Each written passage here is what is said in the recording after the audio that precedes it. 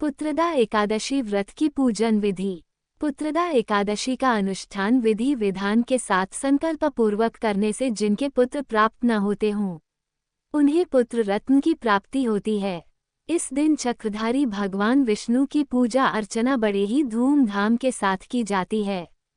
इस व्रत को पुत्र प्राप्ति की इच्छा रखने वाले स्त्री तथा पुरुष दोनों रख सकते हैं। इसका वे अंत में अपने सारे बंधनों से मुक्त होकर विष्णुलोक को प्राप्त होते हैं।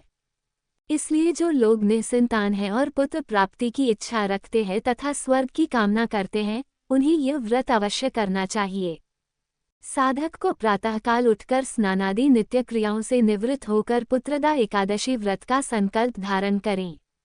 विष्णु भगवान को अच्छे आसन में बैठावें, फिर उनके चरण धोकर आचमन करावें और भोग लगाकर अच्छे कपड़े से सजावें।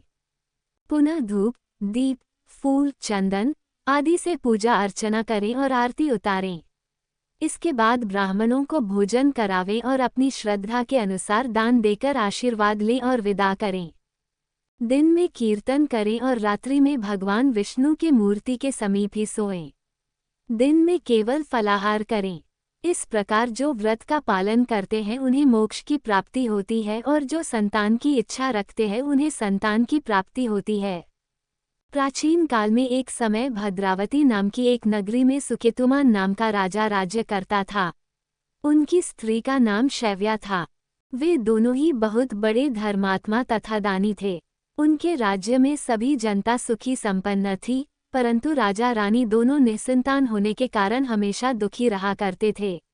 इस दुख से विरक्त होकर वे दोनों अपना राज्य मंत्रियों को सौंपकर वन को चले गए। वन में जाकर वे दोनों ने अपना प्राण त्यागना चाहा, लेकिन तुरंत ही याद आया कि आत्महत्या के बराबर कोई दूसरा पाप नहीं है, इसलिए आत्महत्या नहीं करनी चाहिए। ये सोचते सोचते दोनों आगे बढ़ गए। आगे कुछ दूर जाने पर देखा कि यहाँ मुनियों का आश्रम है और एक तालाब भी बना हुआ है। राजा रानी वहां पहुंचे और मुनियों को प्रणाम कर वहीं बैठ गए। मुनियों ने देखा कि वे बड़े ही दुखी हैं। तब उन्होंने अपने योग बल से राजा के दुख का कारण जान लिया और कहने लगे, हे राजन, आज तुम स्नान करो और भोजन करो। कल पुत्रदा नाम की एकादशी है, अतः कल तुम व्रत रखना और भगवान विष्णु की पूजा अर्चना करना।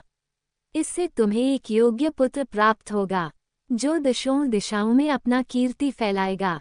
राजा ने वैसा ही किया। व्रत के 1 वर्ष बाद राजा को एक बहुत ही सुंदर पुत्र प्राप्त हुआ। ये देखकर राजा रानी बहुत प्रसन्न हुए और पूरे राज्य में समारोह मनाया गया। राजा उस दिन से पूरे राज्य में पुत्रदा एकादशी को मनाने का घोषणा किया। तभी से इस व्रत का प्रचार पूरे संसार में हुआ। इस व्रत के करने से संतान को संतान का सुख मिलता है।